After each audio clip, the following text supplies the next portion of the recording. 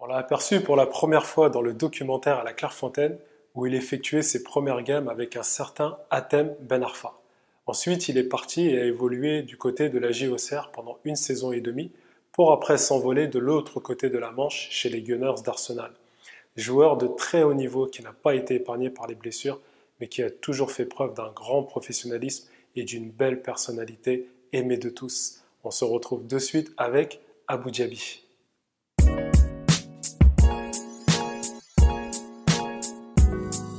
Jamendo.com.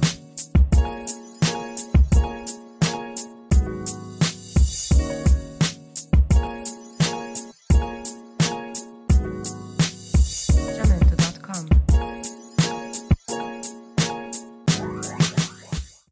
Merci d'avoir accepté notre invitation, d'autant plus que c'est la première. Alors moi, ma première question, ce serait de te demander qu'est-ce que tu deviens, puisqu'on n'a plus trop de nouvelles de toi. Qu'est-ce que je deviens? Bon, tout d'abord, merci de m'avoir invité, en tout cas de me donner l'opportunité voilà, de pouvoir m'exprimer sur ma carrière et qu'on puisse partager cet échange. Qu'est-ce que je deviens? Là, j'ai récemment décidé d'arrêter ma carrière, de mettre un terme à ma carrière. C'est vrai que, comme tu le sais, voilà, j'ai eu pas mal de blessures et tout. C'est vrai que depuis 2017, j'ai essayé de me donner du temps pour me rééduquer, pour voir si j'avais la possibilité justement de revenir. Et il s'avère que voilà, c'était encore compliqué, donc j'ai décidé d'y mettre un terme. C'est mûrement réfléchi, mais voilà où j'en suis actuellement. Et aujourd'hui, est-ce que tu n'as pas de rancœur envers Dan Smith, parce que c'est lui qui est à l'origine de ce tacle, et c'est là que tes pépins physiques ont commencé. Et si mes souvenirs sont bons, ça t'a même empêché de faire une finale de Ligue des Champions, voire même un Euro. Et est-ce que tu n'as pas de la rancœur vis-à-vis de lui? Absolument pas. Absolument pas. Parce que je suis de nature vraiment à prendre les événements comme ils viennent. On sait que le sport de haut niveau peut être très violent parfois. Et moi, cette violence, je l'ai subie. Et c'est vrai que sur le coup, bon, comme j'ai senti que c'était, j'avais senti qu'il l'avait fait exprès parce que c'était à la 93e minute, on gagnait 3-0, il y avait plus trop d'enjeux et c'est vrai que le fait qu'il s'engage comme ça sur moi, sur le coup, j'ai ressenti j'ai eu un sentiment de colère. Mais après, c'est passé. Voilà, pour moi, j'accepte les événements comme ils viennent et puis j'essaie toujours d'être positif et de voir comment je peux avancer. Ouais. Et finalement, est-ce que le football n'a pas fait perdre confiance en toi? Non, non, le football m'a pas fait perdre confiance en moi. C'est, j'ai eu ces problèmes de blessures qui ont été liés clairement à un accident et qui ont engendré d'autres blessures par la suite. Donc, vu que ces blessures étaient récurrentes, donc forcément, on en parlait, on en parlait. C'est-à-dire que même moi, lors d'interviews, finalement, j'en faisais plus parce que je me disais à quoi bon parler tout le temps de la même chose, parler des blessures. Moi, je suis dans une dynamique où j'essaie justement de sortir de mes blessures, de retrouver un corps qui me permette de revenir performant. Et c'est vrai qu'on me renvoyait souvent à tout ça. Mais j'ai envie de dire tout simplement que c'est mon histoire, en fait. Et ça fait partie de moi, ça fait partie de ma vie, de ce que j'ai vécu et je l'accepte comme ça. Ah bah, tu sais qu'il y a un champion du monde, et pas des moindres, hein, parce que c'est peut-être un des meilleurs joueurs de l'équipe, qui a eu des propos très élogieux à ton égard. C'est le grand Paul Pogba, qui a déclaré dans une interview à la télé: On oublie, mais Abu Dhabi, il était exceptionnel et j'ai beaucoup appris de lui. Est-ce que ça te touche? Forcément, forcément, ça me touche venant de Paul qui est aujourd'hui parmi les meilleurs joueurs au monde.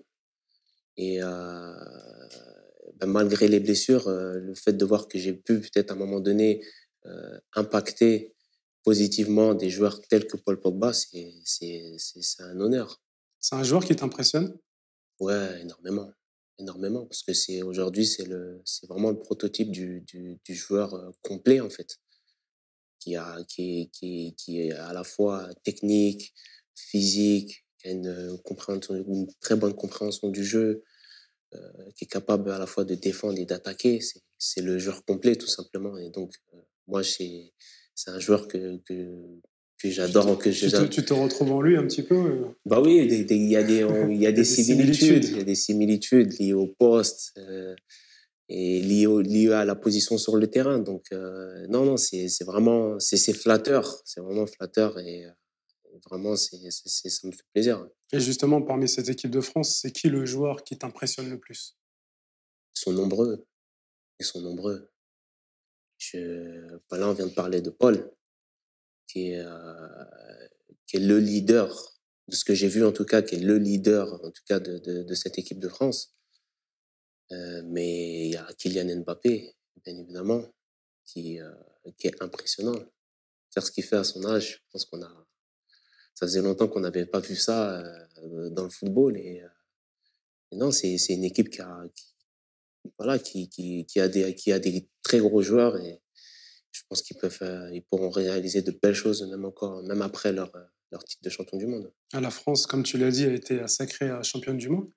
Est-ce que, comme certains, tu regrettes de ne pas avoir fait partie de ce groupe? Je sais pas si je peux dire que je sais pas si je peux parler de regret. Euh, Là, faut que je trouve les bons mots parce que finalement, on fait du sport de haut niveau. Pourquoi? C'est pour vivre de tels moments. Gagner des grandes compétitions, être champion du monde un jour. Et c'est vrai il y a, à un moment donné, c'est un sentiment d'admiration pour ce qu'ils ont accompli, mais il y a aussi un sentiment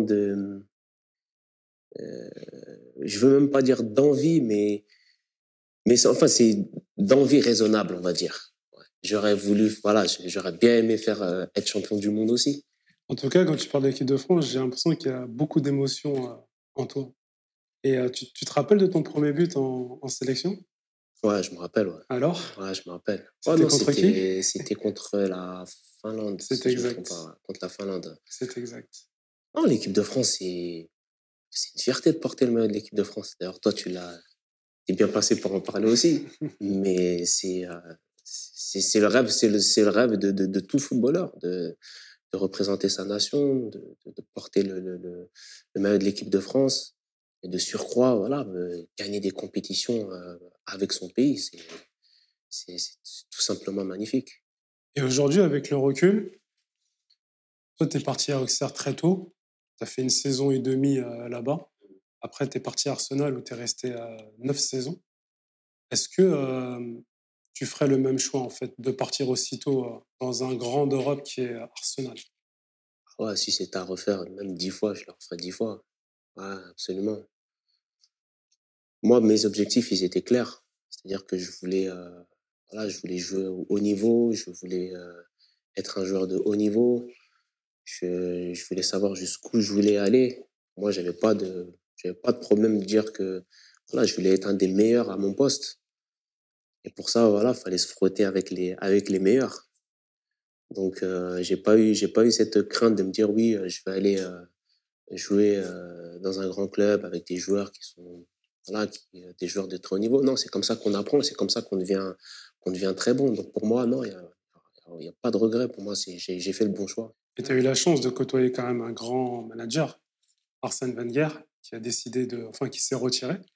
Et qu'est-ce que toi, tu retiens justement de son management? Avant de répondre à ta question, tout d'abord, j'aimerais vraiment lui témoigner tout mon respect et voire même tout mon amour, tu sais, pour toute la patience qu'il a eue envers moi.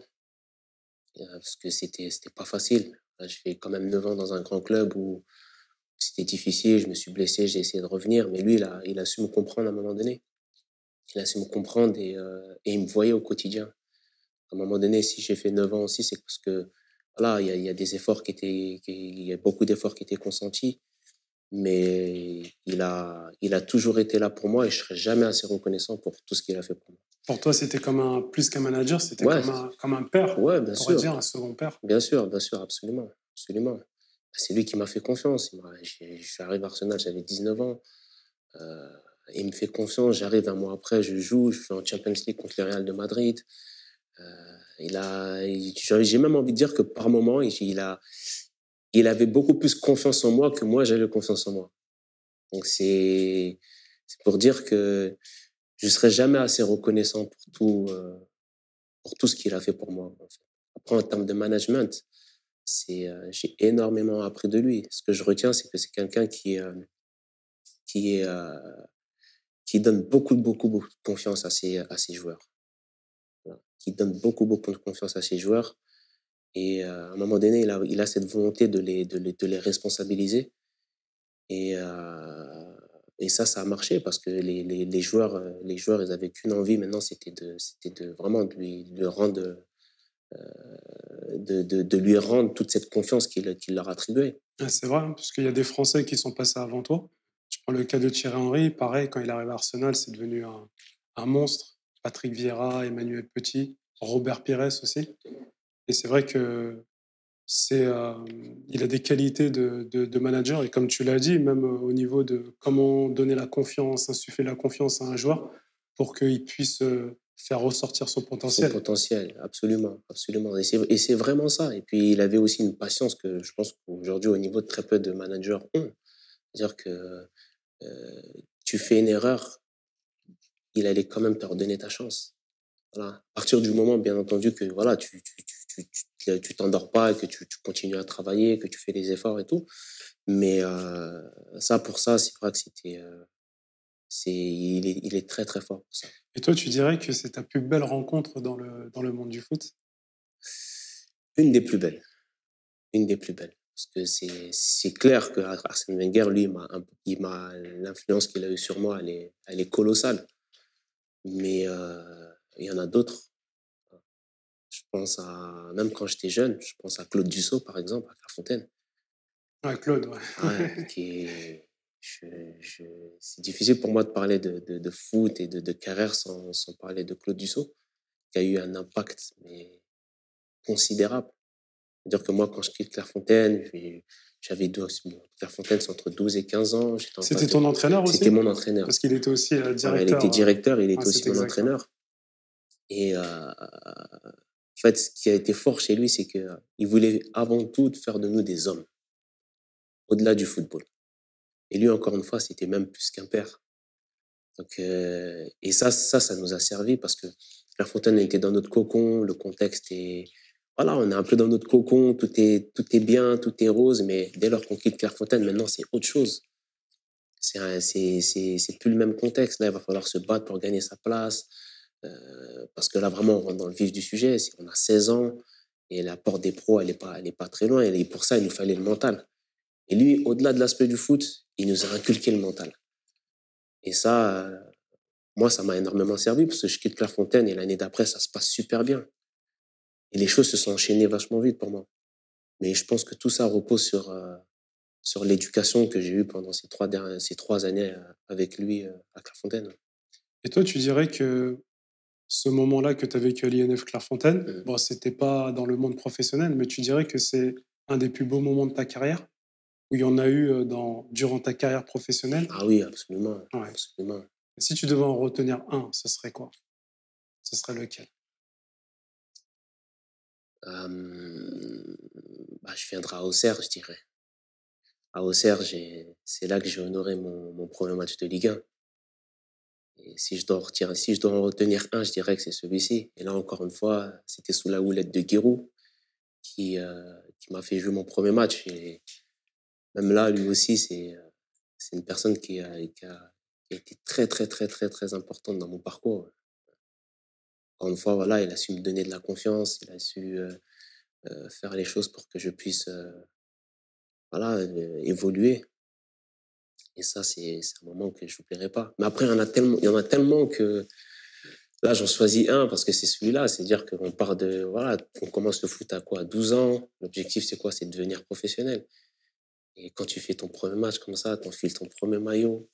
Des fois, tu as ton nom, des fois, tu ne l'as pas. Tu vois, tu sais, c'est des moments inoubliables. Tu vois, tu as les parents, tu sais, mes parents qui étaient dans les tribunes. C'était une étape qu'il fallait franchir. Après, le plus dur restait à venir, bien entendu. Ah, tu parlais d'Auxerre. On a dit que tu as évolué à Arsenal pendant 9 saisons.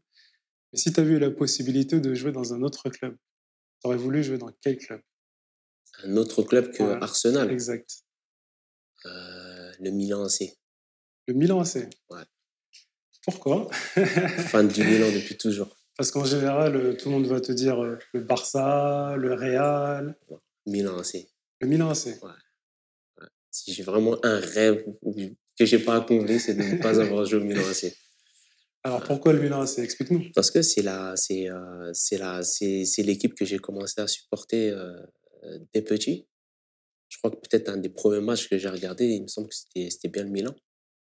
Et, euh, et après, c'est parti de là, quoi. Ouais. Il y avait un de mes joueurs préférés aussi qui a joué là-bas, George Weah. Et donc, forcément, Ouais, c'est un phénomène. ouais, Quand il était à Milan, ouais, avec Marco Simone devant. exactement. En plus, à l'époque, c'était le Grand Milan, tout ça. Ouais. Non, le Milan, c'est ouais, le Milan, c'est ouais. Ah, c'était une très très belle équipe, hein. Ouais. Ouais, avec des grands joueurs. Et si tu devais rejouer un match, ce serait lequel? Un match qui t'a marqué. Match qui m'a marqué,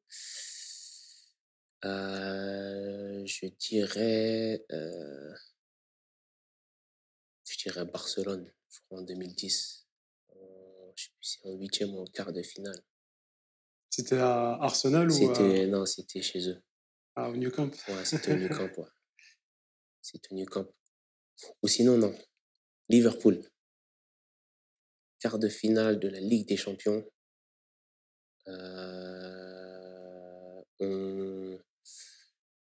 On, on mène au score, ils égalisent. Et je crois qu'à 1-1, on était qualifiés. Et puis après, là, t'as Torres qui sort de je sais pas où, qui vient, qui te met 2 pions. Waouh. Non, même pas, excuse-moi. On mène 2-1. 2-1, on est qualifié. 2-1, on est qualifié. T'as Torres qui sort je sais pas où, qui met 2 buts. On perd 3-2. Et je crois que ouais, c'est vraiment un des matchs où j'ai jamais été autant frustré, en fait. C'est vrai. Ouais. Et là, Jamais. c'était un quart de finale de Ligue des C'était un Champions? quart de finale, ouais. C'était un quart de finale de Ligue des Champions. Il y avait tellement de tension dans le match que, en fait, le match, il nous a filé entre les doigts. Non, comme en ça. plus, un quart de finale de Ligue des Champions, 2 équipes anglaises, Arsenal et Ah ouais, Liverpool. non, ouais. Ah, il devait y avoir de l'ambiance. Ah ouais. Ah non, une ambiance de fou. Une ambiance de fou. Une ambiance de fou, quoi. Ouais. Aujourd'hui, donc, tu nous disais que tu avais décidé de mettre un terme à ta carrière Ouais. et tu te lances dans un domaine qui est complètement différent en faisant un MBA. Est-ce que tu abordes cela avec la même appréhension que lorsque tu rentrais sur le terrain? Non, je l'aborde différemment. En fait, j'intègre mon MBA avec toutes les valeurs que j'ai acquises dans le monde du foot, en fait. Et là, le MBA, ça reste quand même un domaine aussi d'élite, si je puis dire. Et j'aborde ça avec voilà, avec toute la détermination, avec toute la rigueur que j'ai pu avoir dans le football, quoi, en fait, parce que ça demande beaucoup. Voilà, c'est des programmes qui sont assez intensifs et ça demande à un moment donné une certaine discipline. Mais cette discipline, je l'ai eue à travers le sport. Donc pour moi, je pense que les enjeux sont différents aussi. Les enjeux sont différents aussi. C'est pour ça que je ressentirais peut-être pas la même La même pression, la pression. même pression. Ouais, la même Ah pression. bah, on dit souvent que les joueurs, ils sont pas intelligents, mais on peut dire que toi, tu es la preuve du contraire.